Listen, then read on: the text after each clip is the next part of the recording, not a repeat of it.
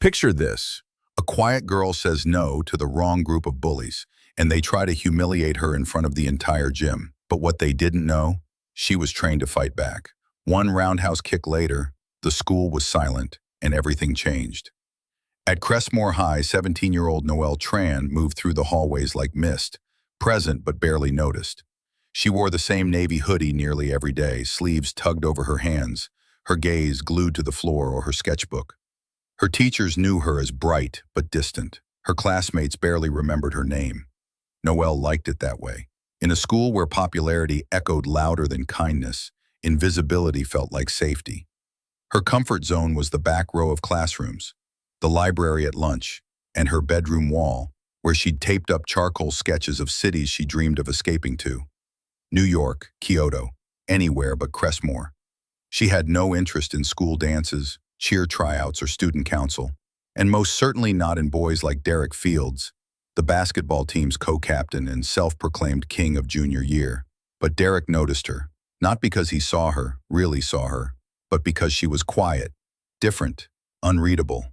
And that made her an easy target. For weeks, he and his two sidekicks, Kendra Lowe and Trish Henley, poked fun at her clothes, called her Silent Ninja, and made fake sneezing sounds when she walked past like she carried a disease. Noelle never responded, not once, and that only seemed to fuel them. Then, out of nowhere, it happened. A folded note in her locker. "Noelle, want to go to spring formal with me?" Derek. She stared at it for a long time. Her first thought? It was a prank. Her second? Maybe it wasn't. He had smiled at her last Tuesday, hadn't he? But that smile was the kind you practice in a mirror, not one born from sincerity. Still, a small part of her, one she usually kept buried, wondered if maybe someone really saw her. She spent the entire day debating. But when she walked into gym class and saw Derek laughing with his friends while holding a phone out, filming her from across the bleachers, she knew the note wasn't real. The whole thing was a setup. After class, she quietly approached him near the water fountains. With calm eyes and a low voice, she said just 6 words. "Thanks, but I'll pass. No." Derek's expression flickered with surprise, then shifted into mockery. "Did the ninja just reject me?" he called out to the others, loud enough for nearby students to turn and laugh. Noelle walked away without a word. But what she didn't realize was that her quiet refusal had bruised more than his ego. It had embarrassed him. And Derek? Derek didn't take embarrassment well, and that's when things started to spiral. The next day brought a shift in the air, one Noelle felt the moment she stepped into the school lobby. It was in the way people stared just a second too long, the way hushed whispers followed her through the hallways like shadows. In first period, someone had drawn a crude sketch of her on the whiteboard with the caption, "Ninja Reject." By lunch, a screenshot of Derek's fake prom note was circulating in group chats, captioned with a vomiting emoji. Noelle sat through it all, silent, expression blank, her hands clenched beneath the table. But the real storm didn't hit until 6th period gym. That day, the class was split for team sports. Basketball on one side, volleyball on the other. Noelle, per usual, had drifted toward the edge of the volleyball group, hoping to blend in. When Coach Price asked her to sub in, she hesitated. It wasn't that she was bad at sports. It was that being watched made her skin crawl. Still, she nodded and stepped in. That's when she noticed Kendra and Trish on the sidelines, whispering and smirking. A few points in, while everyone reset for the next serve, Derek, who was helping coach, tossed her a towel with exaggerated flair. "You look like you need this," he said, loud enough to draw snickers. Noelle's cheeks burned, but she ignored it. Then it happened. As she turned to take her position near the net, Trish crept behind her and yanked at her shirt. One brutal tug. The seams tore instantly with a sharp rip, splitting down the side and exposing her shoulder, bra strap, and midsection. Gasps, laughter, a phone camera flashing. Noelle froze, eyes wide, one hand flying to her side to hold the fabric together. Derek howled with laughter. "Guess she said no because she didn't have anything to wear," someone shouted. The gym roared. The noise drowned out the thudding of her heart, the sting of humiliation crawling up her spine like fire. But somewhere beneath that chaos, something else surfaced. Not panic, not tears, something colder, sharper, familiar. Noelle stood still for a second that felt like a lifetime. The fluorescent lights buzzed above, the gym floor glared beneath her feet, and the laughter swelled around her like a tidal wave. Her shirt hung in tatters from one shoulder, and her hand trembled as she clutched the torn fabric to her chest. She wasn't sure what stung more, the cool air hitting her exposed skin, or the way everyone seemed to be enjoying her collapse. Phones were already out. Kendra was doubled over, laughing so hard she wheezed. Trish held her phone up like she was recording a concert, and Derek was grinning like he just won a championship, pointing at Noelle like she was the halftime joke. "What, cat got your tongue, ninja?" he sneered. A part of her, maybe the part that had been conditioned by years of keeping quiet, wanted to run, wanted to disappear into the locker room, bury her face in her backpack, and let the tears come where no one could see. But something had shifted inside her the moment the fabric ripped. It was as if the humiliation had flipped a hidden switch, one she hadn't touched in years. She didn't feel small anymore.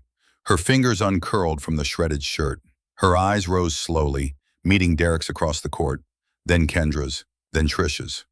The smirk on Derek's face faltered just a little. Noelle inhaled deeply, then took one calm, deliberate step forward. Her foot echoed slightly on the wooden floor, cutting through the laughter. Another step. By now, the gym had begun to quiet. Something about the way she was moving wasn't right, wasn't what they expected. She rolled her shoulders, shaking off the loose sleeve of her shirt. What happened next felt like muscle memory. One swift pivot of her hips. Her legs snapped upward, clean and fast. A perfect roundhouse kick that struck Derek clean in the side of his chest. He flew backward, stumbling into the bleachers with a crash that silenced the entire room. For a heartbeat, no one moved. Even Coach Price, who had turned to blow his whistle, stood frozen. The phones were still recording, but no one was laughing now. Noelle straightened, breathing hard but steady. Her gaze swept the gym one last time before she turned, gathered what was left of her shirt, and walked off the court, head high, shoulders square. Not invisible anymore. By the time Noelle made it to the locker room, her legs were shaking, not from fear, but from the adrenaline still coursing through her veins like wildfire. She didn't cry. She didn't speak. She simply changed into her sweatshirt, tied the shredded shirt into a knot inside her backpack, and left the gym without a backward glance. Word traveled faster than she could walk. By the time she reached the hallway, heads were turning. Whispers followed her like echoes. She kicked Derek, like literally kicked him. No, like a ninja kick. Dude, I got it on video. The clip hit social media within the hour. A shaky phone recording, filmed by a freshman near the bleachers, captured the exact moment her legs snapped up and Derek flew. The angle was perfect. The audio caught everything, the laughter, the impact, the stunned silence. By the end of the school day, it had already racked up hundreds of shares, likes, and comments. Most were in her favor. Respect. She snapped, and I'm here for it. Derek got what he deserved. But not all. Some called her violent. Others claimed it was an overreaction. Derek himself went silent. He didn't show up for seventh period. And Coach Price, red-faced and rattled, escorted Noelle to the front office before the last bell rang. She sat outside the principal's door for 20 excruciating minutes, her heart pounding in her chest as each second crawled by. Finally, the door opened, and Principal Reyes waved her in with a grave expression. Noelle expected suspension, maybe even worse. But instead, Reyes sat across from her, steepled her fingers, and asked calmly, "Where'd you learn that kick?" Noelle blinked. "Taekwondo," she said quietly. "When I was younger." The principal leaned back in her chair, studying her. "You know you could have handled that differently." "He tore my shirt off," Noelle replied, her voice barely above a whisper. Reyes didn't argue. After a long pause, she sighed and said, "We'll review the footage. You're not suspended. For now." Noelle nodded and left the office, her stomach still churning, but something else forming just beneath it, a sense of control. For once, she hadn't let them walk over her. She had made them stop and notice. By the time Noelle got home, the video had spread beyond the school. Her cousin sent her a link on Instagram with a message. "Is this seriously you?" The clip now had over 12,000 views. Someone had added music. Slow motion and dramatic bass hits, timed to the moment Derek hit the bleachers. Another TikTok creator stitched it with the caption, "She said nope. Legend behavior." But for Noelle, none of it felt real. She sat on the edge of her bed in silence, her hoodie still zipped to her neck, her sketchbook untouched on the nightstand. Her mom knocked softly and peeked in, her face lined with concern. "I got a call from school," she said, sitting beside her. "Want to talk about it?" Noelle shrugged. "I kicked someone." Her mom paused, then nodded slowly. "Did they deserve it?" Noelle didn't answer right away. Then, "I think so." Her mom reached over and tucked a strand of hair behind her ear. "Just don't let them twist who you are." Noelle leaned into her for a moment, letting the stillness fill the space between them. That night, sleep didn't come easy. She lay awake replaying the moment over and over. The ripping sound, the rising laughter, the silence after the kick.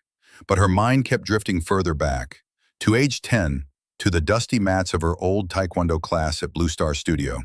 Her dad had signed her up after she came home crying from school one day, her favorite book torn in half by a boy in the cafeteria. Back then she was all fire, sharp kicks and louder confidence. But when her father passed suddenly 3 years later, everything fell apart. Her mom worked double shifts. Taekwondo became a luxury. Noelle quit without a word. Since then, she'd buried that side of herself under layers of silence, art, and distance. But today it broke through. Not because she wanted revenge, but because she had no choice. She stood up, pulled her old gear bag out from under the bed, and unzipped it slowly. Her uniform still fit, a little tighter, a little more worn, but it was hers. She held the belt in her hands for a long moment, then quietly whispered, "Maybe I'm not done." The next morning, Crestmore High was electric. Students crowded around phones, whispering in hallways, shooting glances toward Noelle every time she passed. But the glances weren't mocking anymore. They were curious. Some even seemed impressed. Noelle kept her head down, but she could feel the shift. It was subtle, but undeniable. In third period, a sophomore she barely knew handed her a sticky note folded in half. Inside were 4 words. That kick was epic. She tucked it into her sketchbook without reacting, but a faint smile played at her lips. Still, the attention brought tension. Derek hadn't returned to school. His absence only amplified the mystery. Kendra and Trish were keeping their distance, eyes cold but mouths shut. After lunch, Coach Price called her into his office. He was stiff and uncomfortable, clearly under pressure from above. "They're reviewing the footage. Don't say anything dumb online," he said gruffly. "And stay off the mats until this cools down." Noelle nodded once and left without a word. She didn't need to post. The video was speaking for itself. That night, a new comment popped up under one of the reposted clips. "She trained at Blue Star, right?" It was from someone named Master Lee. The name stopped her cold. She clicked the profile. It was her old Taekwondo instructor. His bio said he now ran a larger school in a neighboring city, Pine Hill. A few minutes later, she got a DM. "I saw the video. You still got the spirit. If you want to train again, my door's open." Noelle stared at the message for a long time. It felt like an invitation back to a life she'd forgotten, one that made her feel powerful before she even knew what power was. For the first time in years, she seriously considered stepping back onto the mat. She messaged him back, "I'm not who I used to be, but I want to try." Within minutes, he replied, "Come by this weekend. First month's on me." She sat back in her chair, staring at her reflection in the dark screen. The girl staring back didn't look like a ghost anymore. She looked like someone just waking up. Saturday morning came with a nervous energy Noelle hadn't felt in years. She stood outside Pine Hill Martial Arts, her hands fidgeting inside the sleeves of her hoodie, heart pounding against her ribs. The building looked newer, more polished than the old Blue Star studio. But the sound that drifted through the doors was the same. The slap of feet on mats, the sharp key hop shouts with every strike, the rhythm of discipline and control. Master Lee greeted her with a warm, knowing smile that hadn't changed. "I kept your belt," he said as he led her inside. "You earned it. No reason to start over." Training again wasn't easy. Her legs ached by the second round of drills. Her balance was off. Her core wobbled. But with every jab, every block, every kick, her muscle memory began to return. There was something cathartic about sweating for herself, about focusing on the feeling of her own strength instead of the stares in the hallway or the whispers in the cafeteria. And then there was Lena, a fiery 16-year-old with short braids, fast reflexes, and no filter. Lena had been training at Pine Hill for years and was quick to challenge Noelle during sparring. "You've got killer instincts," she said after one match, "but you hold back. Why?" Noelle didn't answer right away, but Lena didn't need one. "Whatever happened, use it. We don't shrink here." That line stuck with Noelle. Over the next few weeks, she trained with purpose. School remained tense, but the hallway whispers began shifting. A senior named Ellie stopped her by the vending machine to say she'd signed up for self-defense classes because of her. A few other students started following her art account. Even the teachers began looking at her with something other than worry, something closer to respect. But not everyone was a fan. Rumors circulated that Derek's parents were filing a complaint. Trish started telling people Noelle had snapped and that the school was protecting her because of the video. Still, Noelle didn't bite. She let the gossip swirl. Her focus was on the mat, on her stance, on learning to fight for something bigger than just survival. She wasn't trying to prove herself to anyone anymore. She was building something, rebuilding herself. By mid-April, the tension around Noelle had curdled into something stranger: recognition. The clip of her roundhouse kick had crossed 100,000 views, picked up by a popular commentary channel with the title, "Quiet Girl Delivers Street Fighter Kick After Being Bullied." Comments flooded in. Some praised her, some debated whether it was staged, some just called her brave. The school couldn't ignore the attention any longer. A district counselor was brought in to observe the climate, and students were quietly interviewed about bullying. Derek returned to school 2 weeks after the incident, still sore and with a visible bruise on his ribs. He walked the halls quieter now, avoiding eye contact, his swagger deflated. Trish and Kendra kept to their shrinking circle, whispering venom that landed with less and less power. But it wasn't over. During fifth period chemistry, Principal Reyes called Noelle out of class. In her office sat two people, Derek's parents, stern-faced and smug, flanking their son like lawyers at trial. "She assaulted our son," his mother said firmly. "This could have gone to the police." Noelle didn't flinch. Reyes, to her credit, had done her homework. She tapped a file. "We reviewed the footage, witness statements, his words, her shirt being torn. This wasn't assault. It was self-defense." Derek's father stood, angry, but Reyes didn't budge. "You may want to think twice before painting your son as the victim in a story that's very public." Noelle didn't say a word through the entire meeting, but the moment she stepped out of the office, she let out a slow, shaking breath. She hadn't needed to fight this time. Truth had done it for her. Later that day, someone had left a note in her locker. "Thank you for standing up for all of us who froze." No name, just neat handwriting on a torn scrap of lined paper.